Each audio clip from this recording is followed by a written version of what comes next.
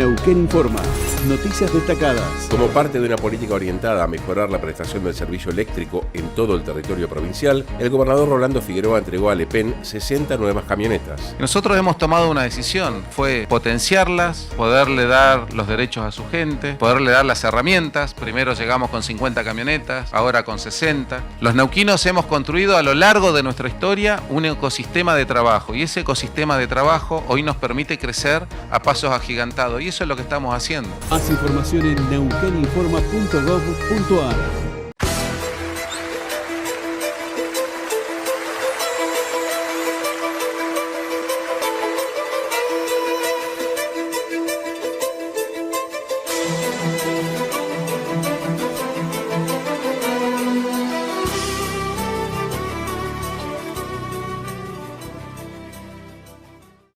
¿Qué tal? ¿Cómo está? Bienvenidos a Panorama. Como todas las semanas nos encontramos aquí para charlar sobre algunos de los temas que creemos los más importantes. Vamos a hablar del proceso electivo en la Universidad Nacional del Comahue y vamos a hablar de política, pero también de actividad legislativa, porque en la provincia de Neuquén se está trabajando en la reformulación de los códigos procesales de familia, el código de faltas, lo que antiguamente se llamaba código contravencional. Lo que existe hoy es una legislación arcaica, y también el código minero a la luz de las inversiones que se esperan en esa materia.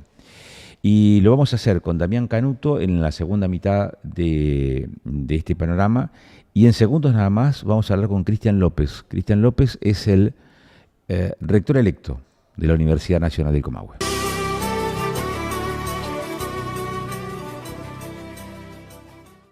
Cristian López es biólogo, es egresado del, si no me equivoco, ahora me lo va a confirmar, de Bariloche, del Centro Regional Universitario Bariloche. Tiene una interesante trayectoria académica, es investigador del CONICET. Está formando parte de la conducción actual de la universidad y es el rector electo de la universidad, pronto a asumir. Gracias por estos minutos, Cristian. No, gracias a vos por la invitación. Joven, ¿cuántos años? 50. 50. Sí. Bien. Me dicen que capaz que parezca un poco menos, pero bueno, cumplí 50 ahora en el medio de las elecciones. ¿Cuánto hace que estás vinculado a la universidad, Cristian? Y yo no digo como no en estudiante, la carrera, claro, porque en la carrera entré en el 94, pero bueno, egresé en el 99 y enseguida, y seguí, o sea, enseguida concursé un cargo de ayudante de primera, que es el ayudante de cátedra, ¿no? Uh-huh. Ese mismo año, en el 99, y entré como becario de CONICET también el mismo año, o sea que mi carrera fue como muy en paralelo en la universidad y en el CONICET, que bien vos decías que actualmente soy investigador de CONICET. Si en general se empieza como becario y después vas ascendiendo, lo mismo que en la universidad, empezás como ayudante hasta llegar a profesor, que ahora soy profesor en la Facultad de Ciencias Agrarias. Uh-huh. Cristian, ¿cuál es tu visión de universidad? Y para mí la universidad tiene que ser una universidad cercana, una universidad comprometida con la sociedad, que creo que un poco en estas elecciones se reflejó también ese respaldo que tiene la universidad por la misma sociedad. El interés de la sociedad en las elecciones, la verdad que a mí me llamó mucho la atención y me pone muy contento porque implica que esto, ¿no? Que la sociedad sigue contenta con su universidad, sigue considerando la universidad como un motor de ascenso social, que bueno, es un poco el objetivo. Nosotros tenemos una visión de una universidad que responda a las demandas de la sociedad, tanto en docencia, en formación, digamos, de grado, de posgrado, como en investigación, en extensión. Esa es la universidad que queremos, una universidad que llegue a todo el mundo, y para eso vamos a trabajar 4 años dentro de muchos de los ejes que nosotros tenemos. Es eso, ¿no? Tratar de acercarnos lo máximo posible físicamente, con las tecnologías. Me parece que hoy un poco esa es la idea de nuestro, tanto del título del grupo, que es Futuro UNCO, era el equipo de trabajo que formamos, la lista, y además le pusimos como lema más universidad pública para la región, y un poco eso es lo que nos refleja y lo que queremos para la universidad de los próximos años, ¿no? Uh-huh. ¿Cómo advertís cuáles advertís que son las principales oportunidades que tiene la universidad en un contexto fuerte de tensiones y de amenazas también hacia lo público. Sí, la verdad que es un momento complicado para la universidad, sobre todo, por básicamente los ataques desde el gobierno nacional, el no cumplimiento de la ley de financiamiento universitario, que se sigue discutiendo, que se sigue defendiendo, un poco esa también es nuestra postura. Y la universidad tiene que acompañar el desarrollo de la región. Me parece que ahí tenemos que estar fortaleciendo, como vos dijiste bien, nosotros, tanto yo como Lorena, que es Lorena Higuera, quien fue electa vicerrectora de la universidad, tenemos una fuerte historia académica en la universidad. Eso implica, ¿no?, la formación de equipos de investigación, de extensión, formación de recursos humanos. Es algo que nosotros no queremos que se pierda a pesar del contexto y que es muy difícil de mantener, porque justamente en este contexto es donde muchos de los docentes y no docentes, trabajadores de la universidad, y muchos están eligiendo irse, desgraciadamente, de la universidad por una razón salarial, ¿no? De hecho, durante los 2 últimos años, más de 270 docentes renunciaron por razones particulares, no por jubilación o por otras razones, ¿no? Y eso es preocupante, porque si uno se plantea una universidad con investigación relacionada con la demanda social, se está perdiendo sobre todo estos docentes que incluso también pueden reducir dedicación, y cuando uno reduce dedicación implica menos investigación, menos extensión, menos gestión. Hay una particularidad que es la calidad académica, digamos, de lo público, de la universidad pública, que frente a esto que acabas de describir, que es la fuga de docentes, podría verse amenazada. Esta fuga de docentes es un exponente de la crisis de la universidad o del desfinanciamiento, pero también es una amenaza a la calidad académica que pueda llegar a tener hoy o mañana la universidad. Exactamente. Te diría que hoy eso creo que no lo vemos. La calidad académica de la universidad sigue siendo de excelencia. Lo que sí creemos que si no se hace nada, en unos años lo vamos a ver reflejado. ¿Y cuáles son las herramientas que tiene el rectorado o, digamos, una gestión universitaria, considerando que quizás cuestiones como la política salarial o la presupuestaria no dependen exclusivamente, más allá de la autonomía que pueda tener la universidad, pero tiene autonomía en la ejecución del presupuesto, no en la definición y la aprobación finalmente de ese presupuesto? Claro, eso es lo que muchas veces lo decimos, ¿no? Nosotros podemos, y es nuestro objetivo, seguir trabajando en conjunto con las provincias, los municipios, los gobiernos, pero eso lo que nos puede permitir es mejorar alguna infraestructura, mejorar equipamientos y demás, estar presente en lugares donde la universidad no llegaba. Pero los sueldos dependen del presupuesto nacional, y eso hay que defenderlo con la ley de financiamiento, que es realmente la que nos va a permitir, y las paritarias, ¿no? Las paritarias, el trabajo que hoy no existen, hoy los aumentos a docentes y no docentes son muy bajos, por debajo de la inflación mensual, y entonces hasta que no haya paritarias y un aumento del sueldo de los docentes desde nivel nacional, lo que nosotros tenemos que hacer es seguir defendiendo desde el CIN, que es el Consejo Interuniversitario Nacional, que es donde se reúnen todos los rectores, ¿no? Defender la ley de financiamiento universitario. Ya salieron noticias de que hay ofrecimientos, sabemos que hubo un intento de una modificación de la ley que no prosperó tan bien. Nosotros nos plantamos, digamos, en la defensa de la ley original, que es la ley que tiene que cumplir el gobierno, y que en definitiva es el respeto de las instituciones lo que también está en juego un poco en este no cumplimiento de la ley, ¿no? Cristian, ¿cuál es la visión que tiene esta nueva gestión que va a asumir cuando en 2 semanas más? El 12 es el acto, sí. ¿Cuál es la visión que tiene la nueva gestión respecto de la posible articulación con los gobiernos provinciales o locales?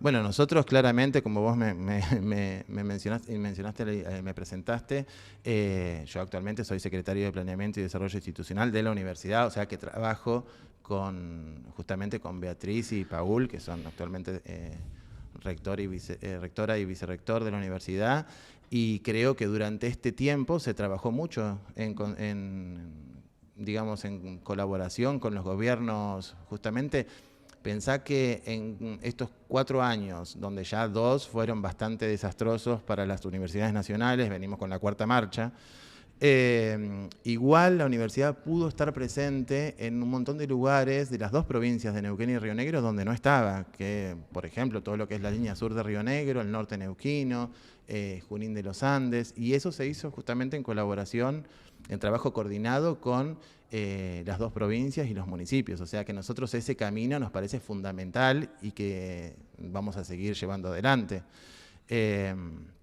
No se puede trabajar solos, aislados, ni adentro de la universidad, porque por eso también digo que ahora no solo se eligió rector y vicerrectora, sino también se eligieron, digamos, decanos, decanas de las unidades académicas. Y independientemente de qué pasó en la elección, quién votó a quién, o sea, ahora hay que trabajar para todos y hay que trabajar todos juntos, porque si no es muy difícil de salir, y no solamente entonces solo todos juntos para dentro de la universidad, sino también con los gobiernos. O sea, sería imposible estar solos en este contexto. Sí, advierto que hay una cuestión que tiene que ver mucho con el ADN de la universidad, la del Comahue, que en alguna medida ha sido emulado también por la de Río Negro, que es la expansión territorial. Quizás obedeciendo a requerimientos de una sociedad muy dispersa como es la de la Patagonia, con poca densidad de habitantes por kilómetro cuadrado, y la necesidad de llegar a los distintos rincones, por mencionabas recién la línea sur, con un abanico, con una oferta académica que satisfaga las posibilidades o las perspectivas de crecimiento formativo, digamos, de sus poblaciones. En el último tiempo, las tecnologías de la información y la comunicación han dado un plus que tiene que ver con el crecimiento de otras universidades que hacen de lo remoto, de lo digital, quizás su forma de llegar a otras latitudes. Y la universidad sigue existiendo en el territorio como una gran expansión.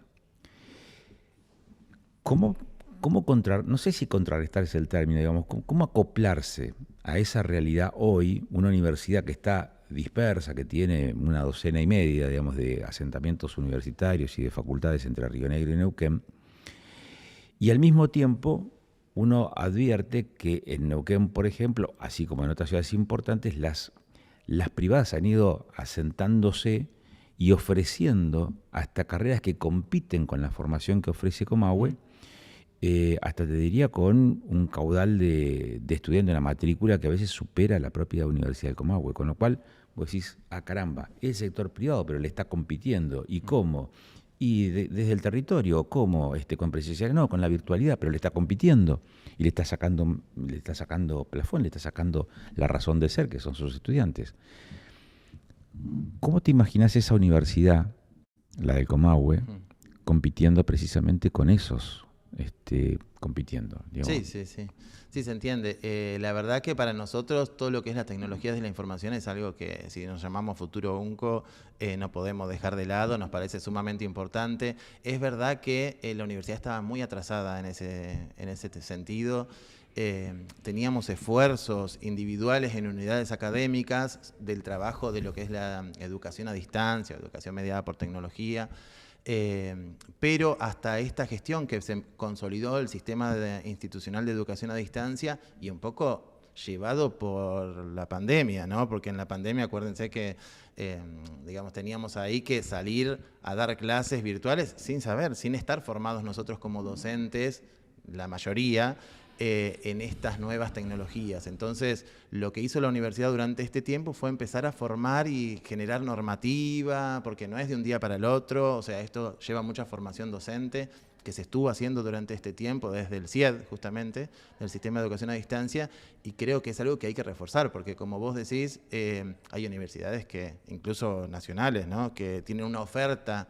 Es como tienen otro campus virtual donde se ofrecen carreras solamente en modalidad a distancia o mediada por tecnología. Digamos que nosotros, esa es una forma más de que nos planteamos para acercarnos a la sociedad, porque no solamente va a ser imposible llegar a todas las localidades del interior de cada una de las provincias físicamente con un edificio.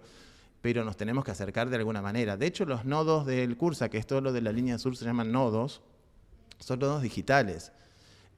Porque también lo que pasa es que, por ejemplo, vos llegás con una carrera a una localidad o una ciudad donde antes no había presencia de la Universidad Nacional de Comahue y hay un boom. O sea, hay muchos inscriptos porque es la primera oferta que aparece, pero eso en los años siguientes baja porque vos tenés que ahí ofrecer otras carreras.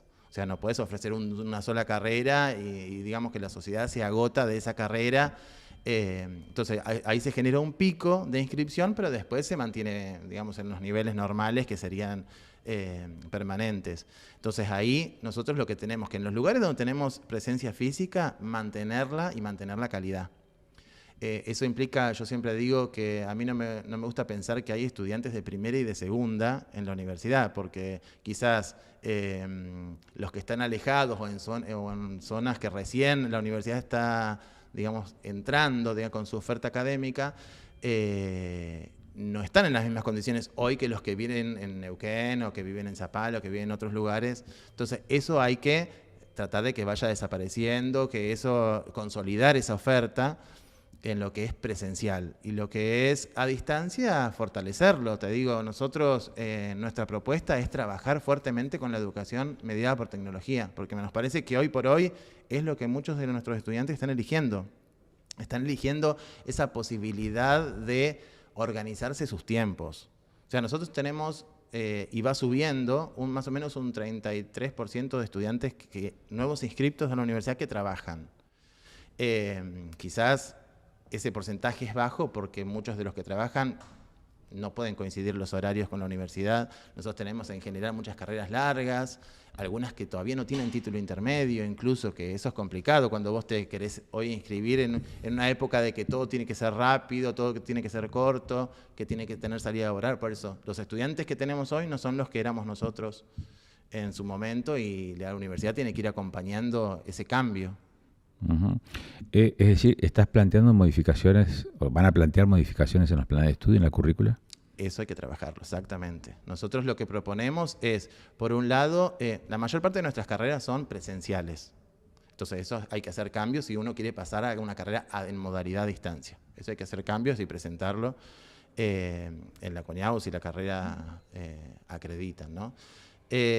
Sobre todo en lo que nos pasa es, nosotros tenemos dos tipos de carreras, las de según la Ley de Educación Superior, las que acreditan, que le decimos del artículo 43, esas tienen un seguimiento mucho más... riguroso. Sí, mucho más riguroso y periódico. Las carreras que no acreditan, muchas tienen planes viejos, que hay que actualizarlos, porque justamente si uno no tiene la presión de un organismo que te dice tenés que presentar esto y mira, tenés que mejorar acá, bueno, eso nos vamos quedando y hay que modificarlas. Y tenemos carreras muy largas, en las que tenemos que nosotros plantear títulos intermedios, reconocimiento de trayectorias para que el estudiante, digamos, ahí no esté cursando 4 años, porque vos te notas en una carrera de 5 y capaz te lleva 8, porque justamente estás trabajando, tu situación familiar. Y esa flexibilidad que dan otras universidades, como vos comentabas recién, privadas que aparecen, es la que nosotros tenemos que ir ofreciendo desde la Te digo, compitiendo con la misma oferta de Comahue. Exactamente. De hecho, bueno, nosotros tenemos datos de que, por ejemplo, la carrera de abogacía en Roca, cuando inició tenía mucha gente de Neuquén que viajaba a Roca, y eso cada vez es menos por justamente los costos de los pasajes, los costos de alquiler, en caso si tenés que viajar o alquilar allá. El tiempo. El tiempo que te lleva si tenés que ir tanto en auto como en colectivo. Y entonces, en ese balance, muchos prefieren ir a estudiar a una universidad privada acá en Neuquén. Entonces, digamos, ahí la universidad tiene que buscar soluciones a esa realidad, ¿no? Uh-huh. El punto es, ¿en cuánto tiempo y cómo? Bueno, el trabajo de los planes de estudio es complejo. Es complejo porque uno, en general, tiende a ser reticente a los cambios. Pero ¿no? el problema está. El problema está, exactamente. Por eso para nosotros era algo que nosotros nos planteamos para hacer en estos 4 años. En general, ¿Ustedes se lo plantean algo para hacer? Exacto. No, Pregunto, porque vos estás en la gestión, ¿y por qué no se hizo, digamos, en los 4 años estos de gestión? Se trabajó, por eso te digo, nosotros durante estos 4 años se trabajó en el sistema de educación a distancia, pero no lo teníamos nosotros formalizado como un sistema de educación a distancia. Y eso lleva tiempo, porque si no lo trabajás, digamos, seriamente, formando a los docentes, bueno, podés hacer un cambio, por ejemplo, si querés pasar a esa flexibilidad que te da la virtualización de muchas de las que son las teorías, clases teóricas, además los prácticos son más complejos y son de laboratorio, ¿no? Digamos, todo eso lleva un proceso que tenés que formar a los docentes, tenés que formar a los no docentes, para que la universidad esté preparada para eso. Entonces, una vez que eso ya está encaminado, lo mismo que el trabajo con los créditos, el trabajo de pensar los planes de estudio, se está haciendo. Pasa que todo lleva su tiempo de desarrollo y de formación. O sea, no se hace de un día para el otro. Hay un tema que me interesa, porque la educación puede ser vista como una inversión estratégica a futuro, o cuando se lo plantea desde un criterio más economicista como un gasto. Sí, exacto. Pero hay una discusión fuerte hoy en esos términos, ¿no? Y a veces esa discusión también lleva a decir, bueno, pero hagamos números. Y cuando vos haces números, yo me voy a los resultados de las elecciones recientes dentro de la universidad, y entonces dividís la cantidad de estudiantes por docentes y casi que te da un docente por 3 o 4 estudiantes. Es una cuenta simplista. Sí. Porque hay bocha de docentes que hacen otro tipo de actividades y no necesariamente están frente al aula. Pero al momento de la discusión, la simplificación de esos datos a veces fundamenta decisiones políticas. Entonces, ¿cómo se revierte esa? Te digo porque hay 1.963 docentes, 2.600 docentes empadronados, y hay 10.500 estudiantes empadronados en esta elección que pasó. Votaron menos, pero empadronados está en esa población. Nosotros tenemos más o menos 35.000 estudiantes en la universidad. ¿Dónde están los 25.000 que faltan acá y que no votaron entonces? ¿O que claro, no estaban habilitados para votar? No estaban habilitados para votar, son ingresantes, por ejemplo, todos los de primer año, que son muchos estudiantes en proporción, porque justamente nosotros tenemos en todas las universidades nacionales una discontinuidad importante durante el primer año, porque bueno, el estudiante, no sé, incluso a veces se queda en la universidad pero se cambia de carrera, entonces nosotros lo consideramos que son estudios complejos de hacer, pero todos los estudiantes de primer año no votaron, que son un montón, o sea, son 10.000 estudiantes, ya tenés, creo más o menos, los ingresantes son más o menos siempre 10.000, eso se mantiene en el tiempo, que no votan. O sea, que esas personas están en la universidad, son estudiantes nuestros y no votan. Y después hay otros estudiantes que por ahí no cumplen con el requisito de ser alumnos regulares, porque van cursando. Es la realidad que lo que estábamos hablando hoy, que muchos estudiantes trabajan y no pueden cumplir con rendir todas las materias que son necesarias para ser alumno regular, ¿no? Entonces son estudiantes de la UNCO. Entonces se inscriben en una materia un año y capaz que tendrían que hacer 2, 3, 4... por la situación, y cada vez eso es más grande, o sea, ese espacio de gente, de estudiantes que se inscriben a la universidad y que la van haciendo en los tiempos que lo pueden hacer, es un número grande y es valioso igual, o sea, es valioso que la gente se inscriba a la universidad, que transcurra la universidad, digamos que, y después, como decís vos, muchos de nuestros docentes, sobre todo los que tienen cargas, digamos, semi-exclusiva y exclusiva, ¿no? Porque el que tiene carga simple, principalmente, que son 10 horas semanales, da clases. Por ahí participa de proyectos también, pero con menor carga. Pero el que es semi-exclusiva y exclusiva es aquel que va a formar a los futuros docentes que tenemos en la universidad. Y eso es lo que está reduciendo. Entonces, por eso digo que formar un recurso humano, o sea, yo soy biólogo, ¿no? Vos lo dijiste, soy investigador de CONICET también y docente de la universidad, y yo tengo un grupo de trabajo que sigue funcionando, aunque yo en este momento esté más alejado. Un grupo de trabajo donde hay otros docentes que se formaron, que están haciendo doctorado, que están empezando la carrera de investigadores, a pesar de la situación, porque no solamente la situación es mala para la universidad, sino también para el sistema científico en general, ¿no? Apuestan igual a la universidad, apuestan al CONICET, y esos investigadores llevan, no sé, 10 años de formación. O sea, es mucho tiempo lo que se necesita de inversión para después, por eso digo que de 270 docentes que hayan renunciado en 2 años, digamos, lo vamos a ver después en el tiempo si esto no se revierte. Entonces, bueno, digamos, la cuenta es muy simplista, hecha de esa manera, y bueno, tiene que ver con esto, ¿no?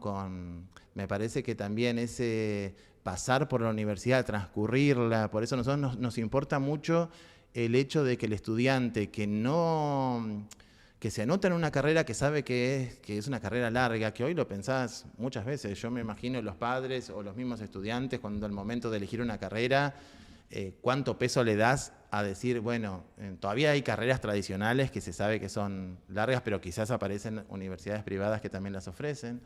Y en esos estudiantes pensando, bueno, voy a estar 5 años, o sea, y la dificultad quizás de lo que son, digamos, no poder elegir franjas horarias, porque justamente también es difícil eso. Entonces me parece que ahí nosotros tenemos que estar pensando en esto. Para mí ayuda mucho. Perdón, dijiste algo, lo de las franjas horarias, es una cosa interesantísima lo de las franjas horarias. Sí. Porque uno puede plantear una universidad pública de puertas abiertas,